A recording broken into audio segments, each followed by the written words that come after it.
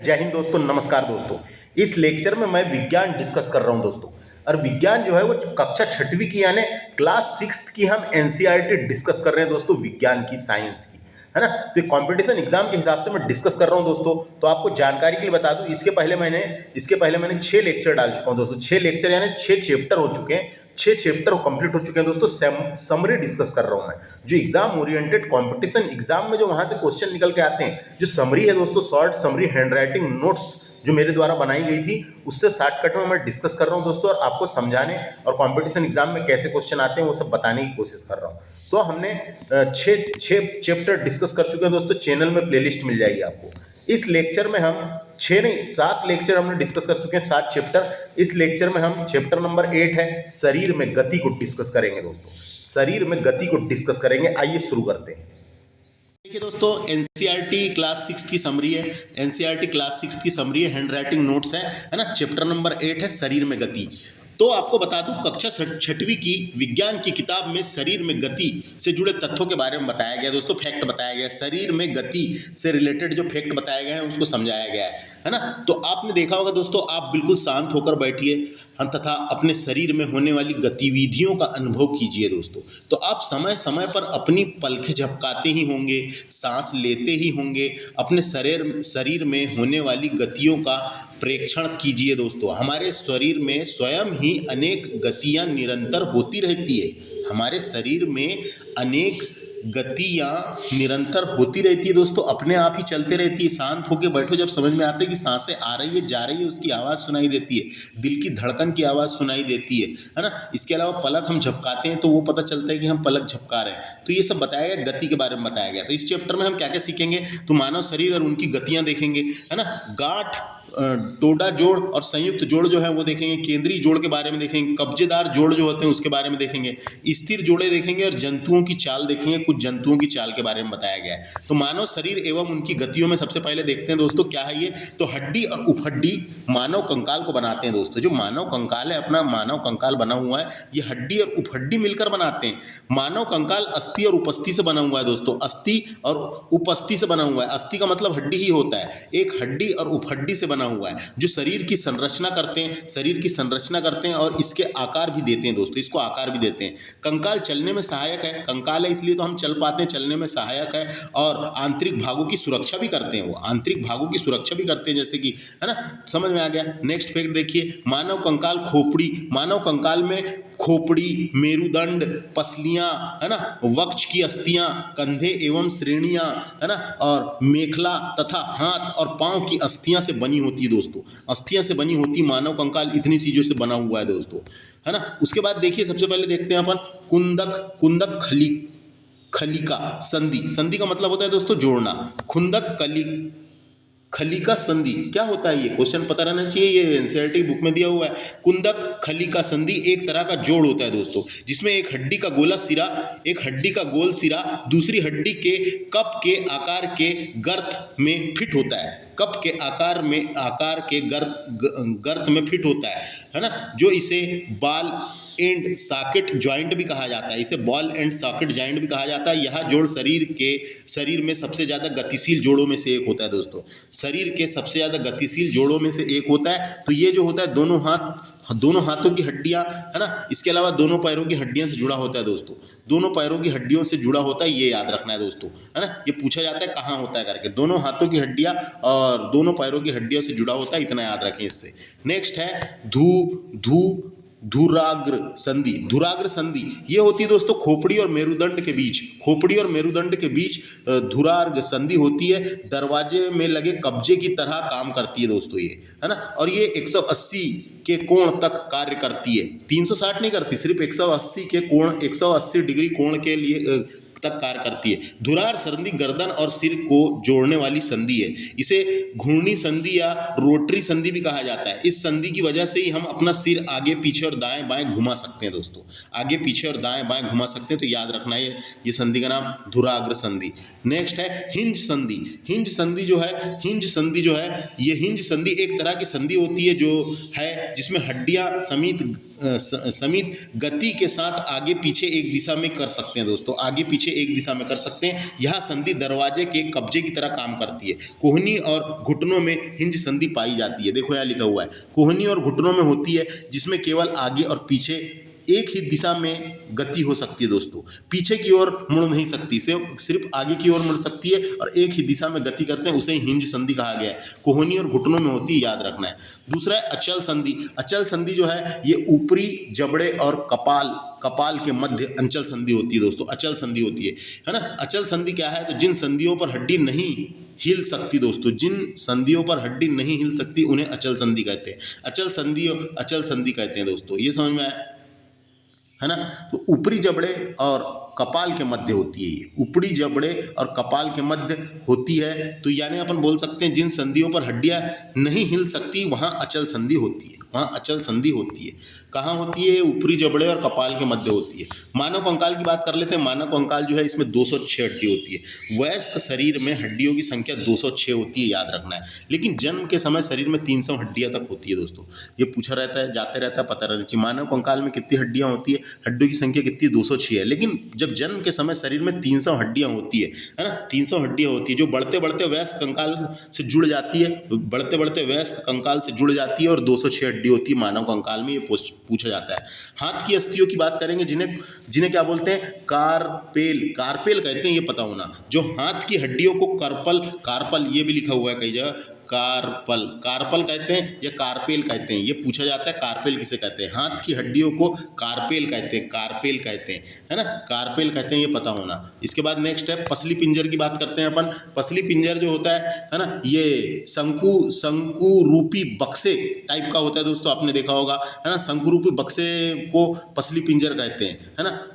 वक्ष के दोनों तरफ 12 पसलियां होती है दोस्तों, दोनों तरफ 12 पसलियां होती है, दोनों तरफ 12 पसलियां होती है, ये याद रखना है। 12 दाएं 12 बाएं, यानी कि 24 पसलियां होती है। पसलियों की संख्या कितनी है टोटल, पसली पिंजर में पसलियों की संख्या 24 है दोस्तों, ये याद रखना है ना। मेरुदंड की बात करते हैं, इंपॉर्टेंट है। रीढ़ की हड्डी को मेरुदंड कहते हैं। यहाँ पीठ की हड्डी का समूह होता है, यह मस्तिष्क के पीछे भाग से शुरू होकर गूदा के पास तक जाता है। मेरुदंड को कशेरुका स्तंभ भी कहा जाता है दोस्तों, मेरुदंड को ये भी बोलते हैं कशेरुका स्तंभ भी कहा जाता है, ये पता होना, है ना। तो देखो यहाँ वही लिखा हुआ है, रीढ़ की हड्डी को मेरुदंड कहते हैं। पीठ की हड्डी का समूह होता है जो मस्तिष्क के पीछे भाग से निकलकर गूदे के पास तक जाता है। इसमें 33 खंड होते हैं, ये पता रहना चाहिए। इसमें कितने खंड होते हैं, 33 खंड होते हैं। इसमें 33 खंड होते हैं, 33 खंड होते हैं। तो जिसको खंड को क्या बोलेंगे, 33 खंड कशेरुकाओ होते हैं, कशेरुकाओ होते हैं। इसमें कभी पूछा मेरुदंड में कितने कशेरुकाओ होते हैं, 33 होते हैं दोस्तों। मेरुदंड के भीतर ही मेरुनाल स्थित होता है, मेरुदंड के अंदर ही मेरुनाल यानी स्पाइनल कनाल होता है दोस्तों। स्पाइनल कनाल बोलते हैं उसको, CANAL, स्पाइनल कनाल होता है दोस्तों। किसके अंदर, मेरुदंड के भीतर ही स्पाइनल कनाल होता है, और उसमें मेरु रज्जु होता है ना। तो मेरुनाल में मेरु रज्जु होता है। ये जो मेरुनाल है इसके अंदर मेरु रज्जु होता है, जिसे स्पाइनल कॉर्ड कहते हैं, सुरक्षित रहता है। स्पाइनल कॉर्ड सुरक्षित रहता है। मेरुदंड ही शरीर को आधार देता है दोस्तों। मेरुदंड की वजह से ही हम आगे की ओर झुक पाते हैं। मेरुदंड के कारण ही शरीर में होने वाली गतिविधियों का पता चलता है दोस्तों, गतिविधियों का पता चलता है। तो ये पता रहना चाहिए, क्वेश्चन आ सकता है। कितने खंड होते हैं, 33 कशेरुकाओ होते हैं। मेरुदंड के भीतर ही मेरुनाल होता है दोस्तों, मेरुदंड के भीतर ही मेरुनाल होता है, और मेरुनाल के भीतर ही मेरु रज्जु होता है, ये पता होना चाहिए, है ना। कभी पूछा कहाँ रहता है, क्या रहता है, तो समझ में आ गया। कंधे की अस्थियों की बात करेंगे, कंधे की अस्थियां, है ना। तो कंधे की हड्डियों को क्या कहते हैं दोस्तों, तो इसको बोलते हैं ह्यूमरस बोलते हैं। ऊपर भाग की हड्डी, जो ऊपरी भाग की हड्डी है उसको ह्यूमरस कहते हैं। इसके पुला कहते हैं कंधे की हड्डी को, और क्लेविकल कहते हैं कालर की बोन को, कालर की हड्डी को दोस्तों। तो ये अलग अलग नाम है कंधे की अस्थियों के बारे में, है ना। ह्यूमरस कहते हैं ऊपर भाग की हड्डी को, स्केपुला कहते हैं कंधे की हड्डी को, और क्लेविकल कहते हैं कालर की बोन को दोस्तों। तो ये पता होना ये होता है। श्रेणी अस्थियां क्या होती है, ये पता रहना चाहिए, श्रेणी अस्थियां, है ना। तो अस्थियों या हड्डियों का एक प्रकार का निर्माण करता है दोस्तों, ये, है ना, निर्माण नहीं करता है, यानी उससे बना होता है। श्रेणी क्रम के अनेक आकार के आधार पर कई श्रेणियों में बांटा गया है हड्डियों को। अनेक आकार के आधार पर कई श्रेणियों में बांटा गया है, जैसे छोटी हड्डी, चपटी हड्डी, अनियमित हड्डी और सीसमाइड हड्डी। इस प्रकार से बांटा गया, उसे ही श्रेणी अस्थिया कहा गया है दोस्तों, श्रेणी में बांटा गया है। मानव खोपड़ी की बात करते हैं, इसमें 22 हड्डी होती है, ये पता होना। मानव खोपड़ी में 22 हड्डियां होती है, जिसमें से 8 कपाल हड्डियां और 14 चेहरे की हड्डियां में बांटा गया है दोस्तों। तो क्या पूछा जाता है इससे, जो हड्डियां कठोर नहीं होती और जिन्हें मोड़ा जा सकता है दोस्तों। तो वहाँ पे कुछ हड्डी ऐसी होती है जो कान वान में जो कठोर नहीं होती, जिसे मोड़ा जा सकता है, उन्हें उपस्थि कहते हैं दोस्तों, उन्हें उपस्थि कहते हैं। जिन्हें मोड़ा जा सकता है उन्हें उपस्थि कहते हैं। कान की हड्डी को कर्णपाली भी कहते हैं, ये पता होना। कान की हड्डी को कर्णपाली भी कहते हैं, जिसमें मोड़ा जा सकता है, इसे मोड़ा जा सकता है, मुलायम हड्डी होती है। मानव शरीर की सबसे छोटी हड्डी जिसे स्टेपीज कहा जाता है, कभी पूछा जाता है, मानव शरीर की सबसे छोटी हड्डी का नाम क्या है? स्टेपीज नाम दिया गया है, जो कान में होती है। कहाँ पे होती है पूछा जा सकता है, कान में होती है, और नाम क्या है? ये है ना, स्टेपीज नाम दिया गया। इतना समझ में आया क्या? क्वेश्चन पूछेगा अपने को, मानव खोपड़ी में कितनी हड्डी होती है? मानव खोपड़ी में 22 हड्डियां होती है, जिसमें से 8 जो है वो कपाल हड्डी होती है और 14 जो है वो चेहरे की हड्डी होती है। चेहरे की हड्डी याद रखना है ना, पूछा जाता है। यही तो लिखा हुआ है, देखो यहाँ पे, इसमें 8 कपाल की हड्डियाँ होती है और 14 चेहरे की हड्डियाँ होती है, जिसको 6 कर्ण हड्डी भी बोलते हैं, कान वाली, और एक हायड अस्तीप के नाम से भी जाना जाता है। लेकिन इंपॉर्टेंट यही है, 8 वाली और एक 14 वाली, 8 वाली और 14 वाली इंपॉर्टेंट है ना। 22 हड्डियाँ होती है, जिसमें से 8 कपाल हड्डी और 14 चेहरे की हड्डी है, इतना याद रखना है।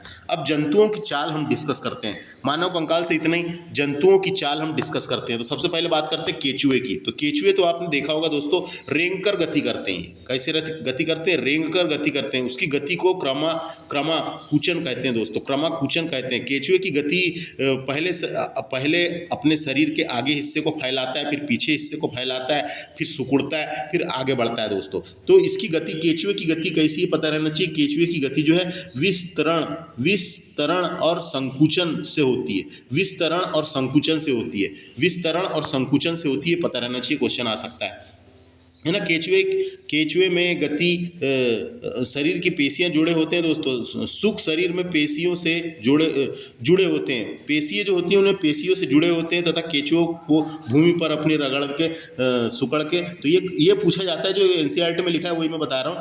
गति जो है विस्तरण एवं संकुचन से होती है, ये पूछा जा सकता है। और केचुए दोस्तों, केचुए को किसान का मित्र भी कहते हैं, याद रखना है, क्योंकि खेतों को उपजाऊ बनाते हैं, तो किसान का मित्र भी कहते हैं। नेक्स्ट है घोंगा की बात करते हैं। घोंगा तो आपने देखा होगा दोस्तों, पेशिया पाप की सहायता से चलता है, ये पेशिया पाप की सहायता से चलता है। क्वेश्चन आ सकता है, घोंगे की गति कैसी होती है? तो घोंगे की गति केचुए की गति से तीव्र होती है दोस्तों, धीमी होती है। हाँ नहीं, यानी तीव्र होती है और धीमी होती है, दोनों में से धीमी होती है दोस्तों, धीमी होती है थोड़ी सी, केचुए से भी धीमी होती है ना। तो ये पेशियां पाप की सहायता से चलता है, जो उसकी पेशियां बनी रहती है ऊपर में, है ना, उसी के हिसाब से विस्तरण और संकुचन से चलता है ये भी घोंगा। उसके बाद बात करते हैं तिलचट्टा की। तिलचट्टा एनसीईआरटी में लिखा हुआ है, तिलचट्टा से क्वेश्चन जाते हैं, है ना।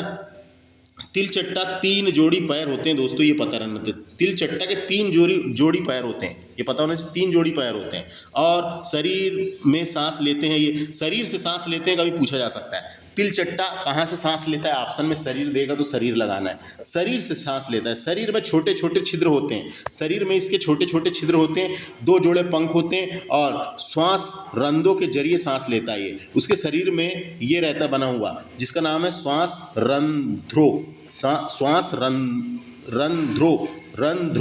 से सांस लेता है दोस्तों, है ना। उसके शरीर में छोटे छोटे छिद्र होते हैं, जिसे क्या कहता है? श्वास रंध्रों के जरिए सांस लेते हैं, ये कहा जाता है, ये पता रहना चाहिए। तिलचट्टा से इतना ही, यही क्वेश्चन आते हैं, 3 जोड़ी पैर, और ये कहाँ से सांस लेता है? तो शरीर से सांस लेता है। पक्षी की बात करते हैं, तो पैर की अस्थियां चलने और बैठने के लिए अनुकूल है दोस्तों, उनको परिस्थिति के हिसाब से अनुकूल बनाया गया है ना। अग्रपद जो है उनका, अग्रपद जिसे पैर की अस्थियां रूपांतरित होकर पक्षी के पंख बन जाती है दोस्तों, है ना। जो उनके पंख है दोस्तों, वो उनके सामने के ही हाथ थे, लेकिन वो रूपांतरित होकर वो पंख बन जाते हैं, जो उड़ने का भी काम करते हैं। लेकिन वो है तो सामने के हाथ ना, है कि नहीं? हाथ है ना उसके, तो सामने के पैर बोल सकते हैं, सामने के पैर, अग्र पैर यानी सामने के पैर थे, वो सामने के पैर जो उनके पंख के रूप में परिवर्तन हो गए। तो ये समझ में आ गया, है ना। अग्रपद यानी पैर की अस्थियां रूपांतरित होकर पक्षी के पंख बन जाते हैं, पक्षी के पंख बन जाते हैं। मछली की बात करते हैं, गोताखोर मछली की तरह ही तैरते हैं दोस्तों। पैरों में इन पंखों की तरह ही विशेष आरित यानी फ्लीपर पहनते हैं। फ्लीपर पहन के मछलियों की तरह ही टहलते हैं। मछली के बारे में आगे पढ़ेंगे। सर्प की बात करते हैं। सर्प का एक मेरुदंड लंबा होता है ना, लंबा होता है। सर्प के बारे में इतना ही दिया है उसमें, इसलिए इतना ही बता रहा हूँ। नोट देखते हैं कुछ इंपॉर्टेंट वाले, जैसे मेंढक। मेंढक जो है दोस्तों उभयचर है एक प्रकार का। मेंढक क्या है? उभयचर है। ये जमीन और पानी दोनों जगह में रह सकता है। जमीन और पानी दोनों जगह में रह सकता है, दोनों जगह में रहने वाला जीव है, इसीलिए इसको उभयचर कहा गया। उभयचर का मतलब जमीन और पानी दोनों जगह में रह सकता है, उसको मेंढक को उभयचर कहा गया है। मेंढक त्वचा से सांस लेता है, कभी पूछा जा सकता है ना। मेंढक कहाँ से सांस लेता है दोस्तों? त्वचा से सांस लेता है। जब वो ऐसे सांस लेता है तो अपनी त्वचा को फुलाता है और त्वचा से सांस लेता है, ये पता होना। मेंढक अपने त्वचा से सांस लेता है, पूछा जा सकता है।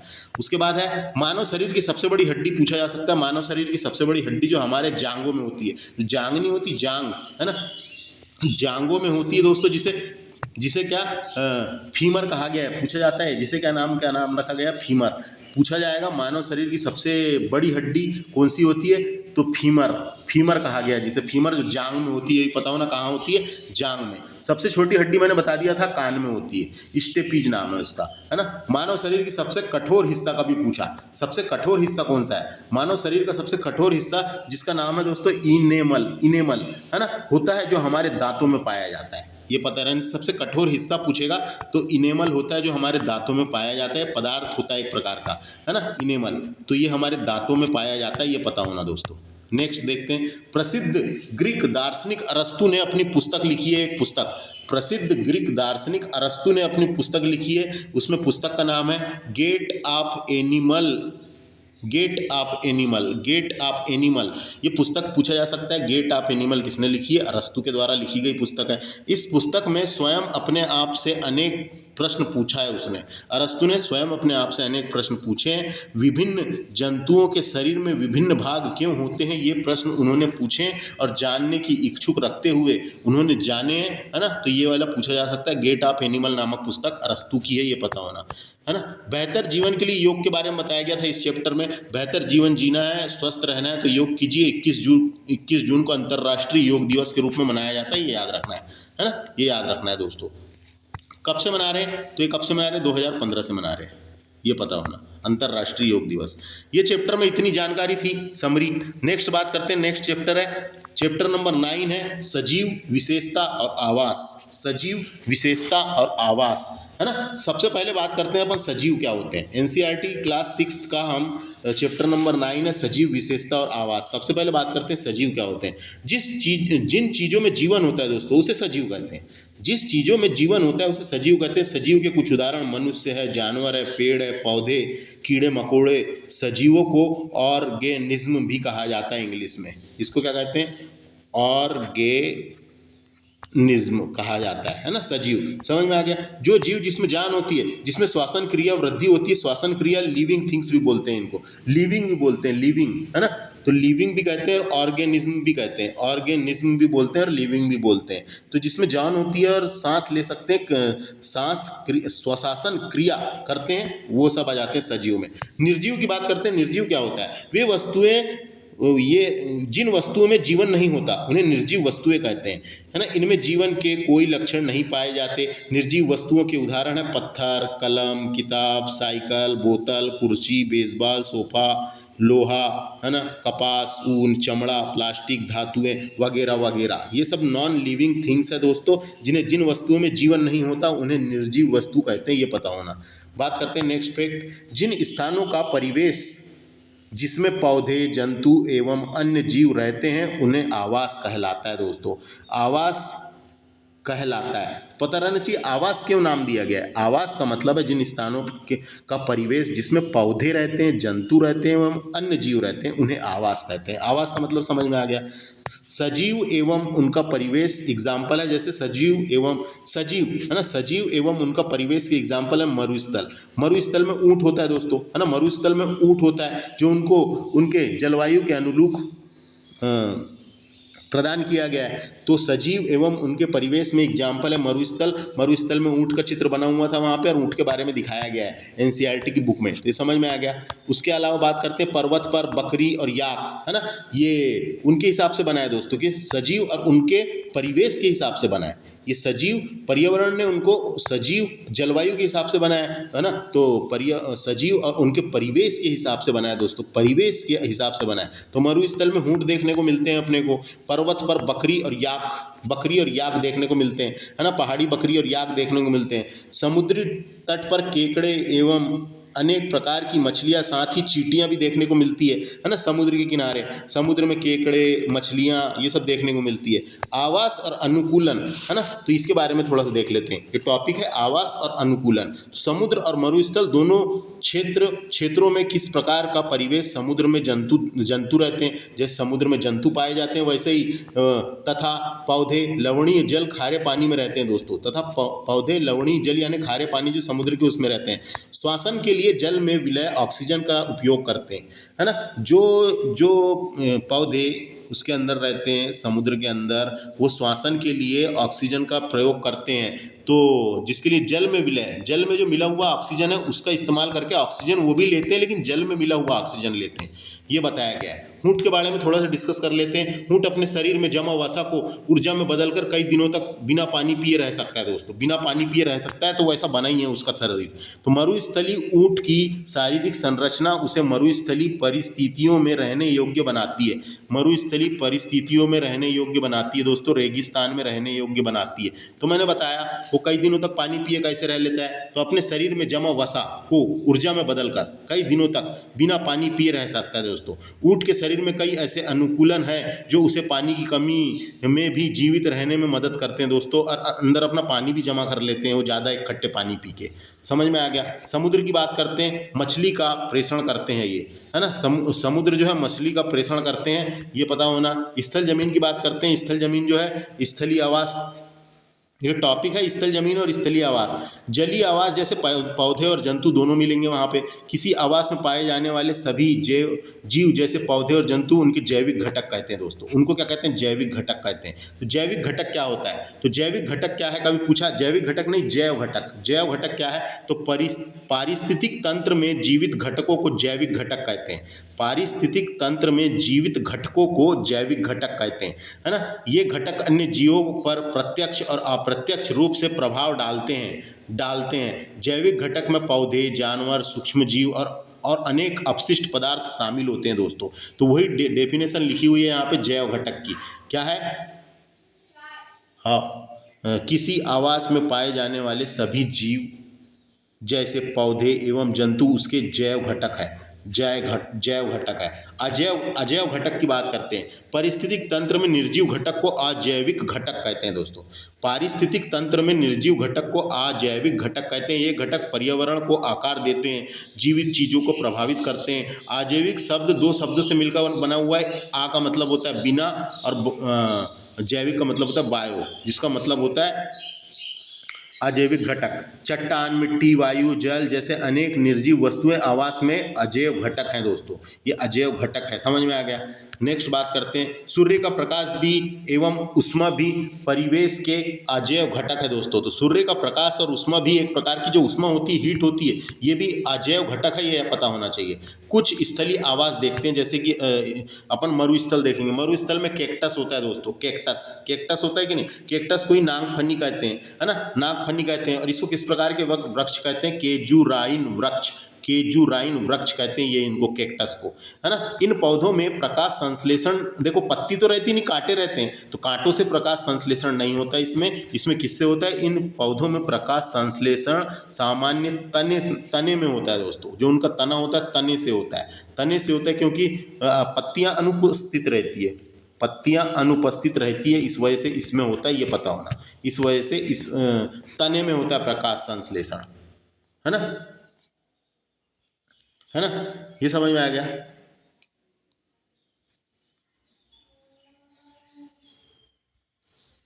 ये समझ में आ गया, इतना ही पूछेगा। ये कौन सा वृक्ष है? केजुराइन वृक्ष, नागफनी, कैक्टस, मरुस्थली में पाया जाता है। ये प्रकाश संश्लेषण कहाँ से होता है इतना पता होना।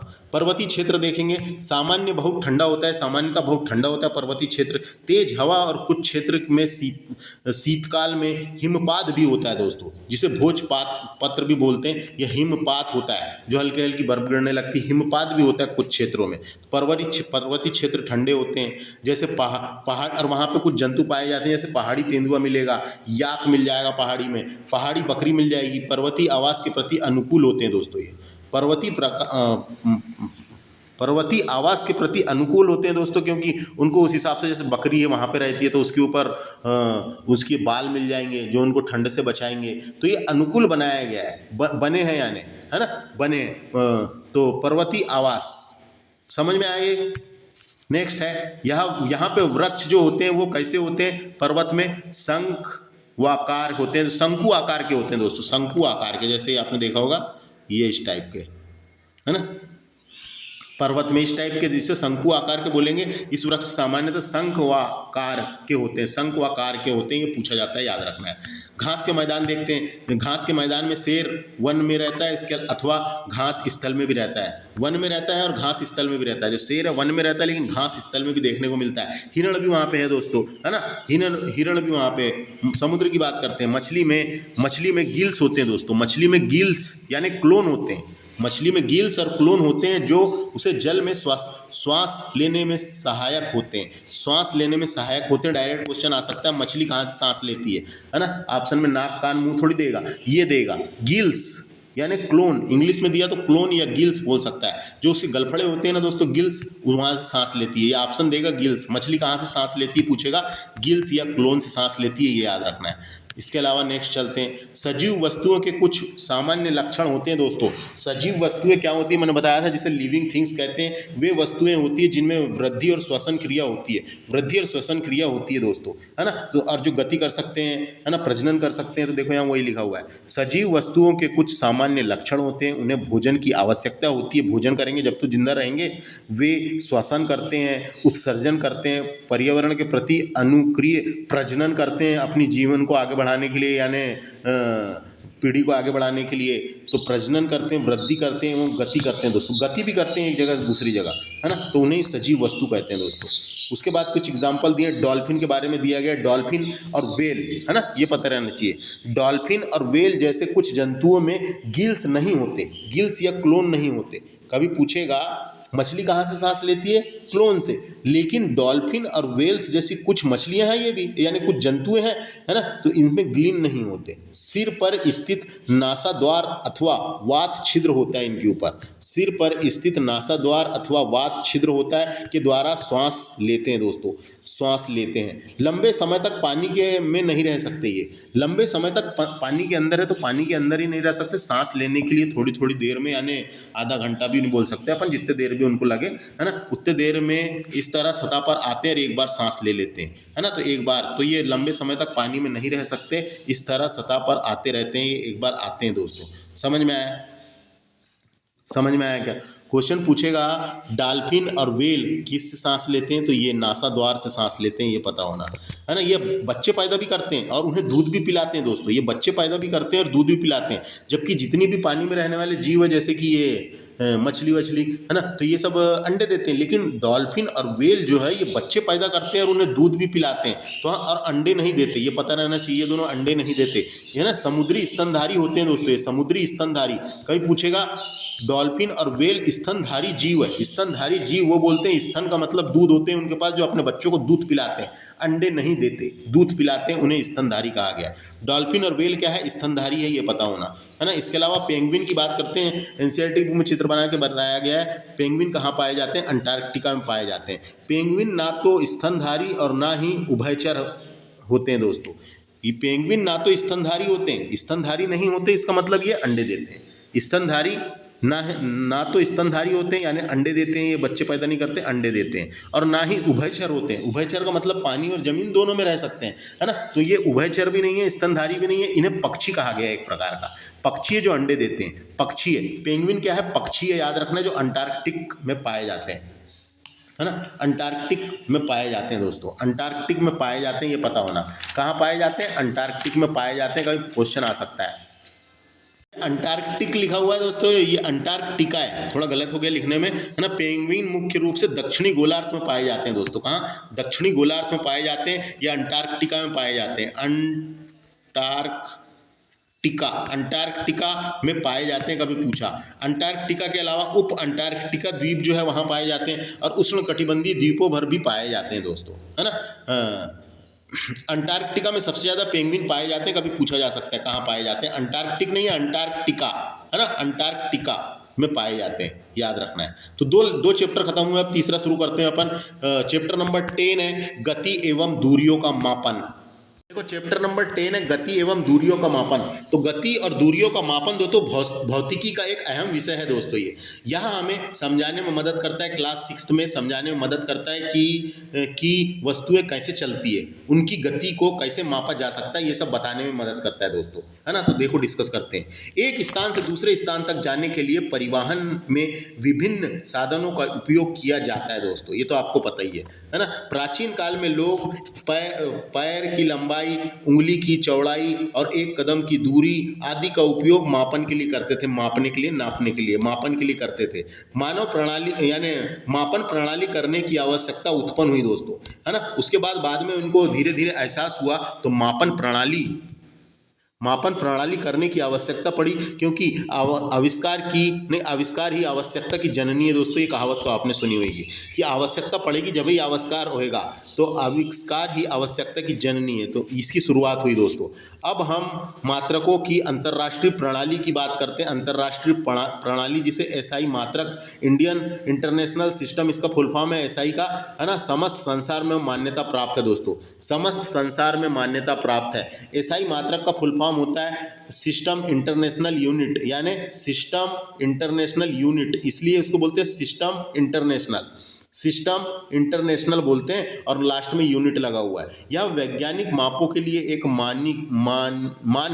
मानकीकृत प्रणाली है। इसका उपयोग विज्ञान, इंजीनियरिंग और कारोबार और व्यापक रूप से कई जगह किया जाता है दोस्तों, कई जगह किया जाता है। एसआई मात्रक लंबाई का मानक मात्रक है दोस्तों, यानी हम बोल सकते हैं द्रव्यमान का एसआई मात्रक किलोग्राम होता है दोस्तों, द्रव्यमान का एसआई मात्रक किलोग्राम होता है। बल का एसआई मात्रक न्यूटन होता है ना। त्वरण का एसआई मात्रक मीटर प्रति सेकंड वर्ग होता है दोस्तों। गति का एसआई मात्रक मीटर प्रति सेकंड। ये सब आप तो पता ही है, लेकिन अपन एनसीईआरटी डिस्कस कर रहे हैं जिससे बेसिक नॉलेज हो सके। तो एसआई मात्रक में लंबाई का मापन मात्रक मीटर में किया जाता है दोस्तों। लंबाई की मानक इकाई मीटर है, लंबाई की मानक इकाई क्या है? मीटर है। उसकी उप इकाइयाँ निम्न है दोस्तों, जैसे ये पता रहना चाहिए। 10 mm 1 सेंटीमीटर होता है। 10 mm यानी millimetre is equal to 1 centimetre में 10 mm होते हैं, और 100 सेंटीमीटर में 1 मीटर होता है। 100 सेंटीमीटर में 1 मीटर होता है, और 1000 मीटर में 1 किलोमीटर होता है। तो पता ही है सब आपको, लेकिन अपन एनसीईआरटी डिस्कस कर रहे हैं जो बेसिक नॉलेज अपने को हो सके।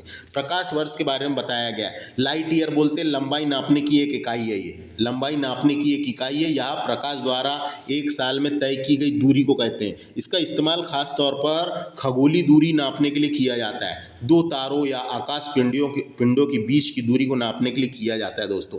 एक प्रकाश वर्ष बराबर कितना होता है? तो 3 × 10⁸ मीटर होता है। ये पता रहना चाहिए, डायरेक्ट क्वेश्चन आ जाता है कई बार। प्रकाश वर्ष किसका मात्रक है? तो दूरी का मात्रक है, और ये पता रहना चाहिए 3 × 10⁸ मीटर होता है। ये याद रखना है। एक प्रकाश वर्ष इज इक्वल टू, है ना, इतना मीटर होता है दोस्तों, इतना मीटर होता है। चीज गलत बता दिया दोस्तों मैंने, एक प्रकाश वर्ष इज इक्वल टू नहीं दिया हुआ। ये एक प्रकाश वर्ष नहीं है यहाँ पे, इसका मतलब है प्रकाश की चाल कितनी होती है। तो प्रकाश की चाल होती है 3 × 10⁸ मीटर पर सेकंड होती है। ये प्रकाश की चाल है दोस्तों, मीटर पर सेकंड है, ये याद रखना है। अब बात कर रहे थे अपन एक प्रकाश वर्ष इज इक्वल टू कितना होता है। तो एक प्रकाश वर्ष इज इक्वल टू 9.46 × 10⁻15 मीटर होता है। ये याद रखना। मीटर में पूछेगा तो इतना लिखना है, मीटर में पूछेगा तो यहाँ 15 आएगा दोस्तों, है ना। एक बार एसआई की परीक्षा में मीटर और किलोमीटर दोनों में दे दिया था, इसलिए पता रहना चाहिए। तो 9.46 × 10⁻15 मीटर में पूछा तो ये लिखना है। मीटर में पूछा तो 9.46 × 10⁻15 मीटर, और किलोमीटर में पूछा तो कुछ नहीं है, वही है, बस वो बदल जाएगा, पावर यहाँ 12 आ जाएगा। है ना, वो 15 था, यहाँ 12 आ जाएगा। तो 9.46 मल्टीप्लाई 10⁻12 किलोमीटर, यानी 12 आ जाएगा और किलोमीटर आ जाएगा। दोनों यहाँ लिख देता हूँ, एक बार आपको गड़बड़ ना हो। 9.46 मल्टीप्लाई 10⁻15 मीटर, मैं पूछा तो मीटर, ये 9.46 मल्टीप्लाई 10⁻12 किलोमीटर। ये मीटर किलोमीटर में पता रहना चाहिए, कई बार ऑप्शन में ऐसे दे देता है और पूछता है ऊपर, है ना, इसलिए पता रहना चाहिए। या फिर क्या पूछ रहा है करके, काहे कि चारों ऑप्शन रहते हैं समझ में नहीं आते। समझ में आ गया, मीटर में पूछा तो किलोमीटर में इतना है, मीटर में इतना है। आगे बढ़ते हैं अपन, लंबाई का मात्रक। तो एसआई मात्रक में लंबाई को मीटर इकाई में मापा जाता है। किस में नापा जाता है? मीटर इकाई में नापा जाता है दोस्तों, है ना, मीटर इकाई में मापा जाता है। इसे इस प्रकार परिभाषित किया जा सकता है, जो कि दो प्लेटिनम इरिडियन छड़ पर 0 से लेके C ताप पर खींची गई दो रेखाओं के बीच की दूरी को पेरिस के अंतर्राष्ट्रीय ब्यूरो ऑफ नापतोल कार्यशाला में रखी हुई पर आधारित था दोस्तों। तो ये बताया गया आधारित था, इतना याद रखना, वो इंपॉर्टेंट नहीं है उतना, लेकिन पढ़ लेना बस जो मैंने बोल के बताया।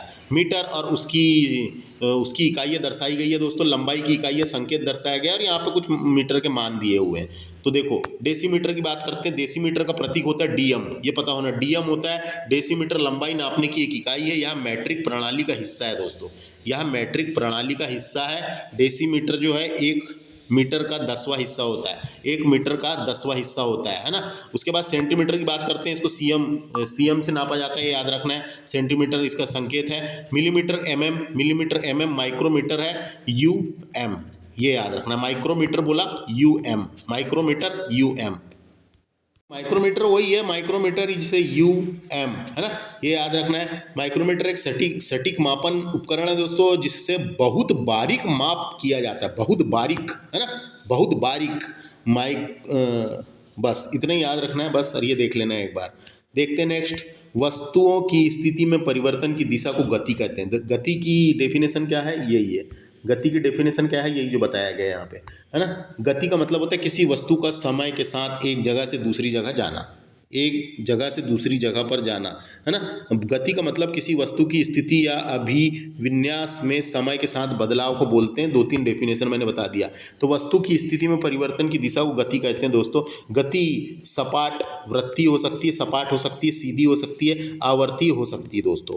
आवर्ती गति क्या होता है? यहाँ पे आवर्ती गति ये पता रहना चाहिए, जो गति किसी निश्चित समय अंतराल के बाद दोहराई जाती है उसे आवर्ती गति कहते हैं।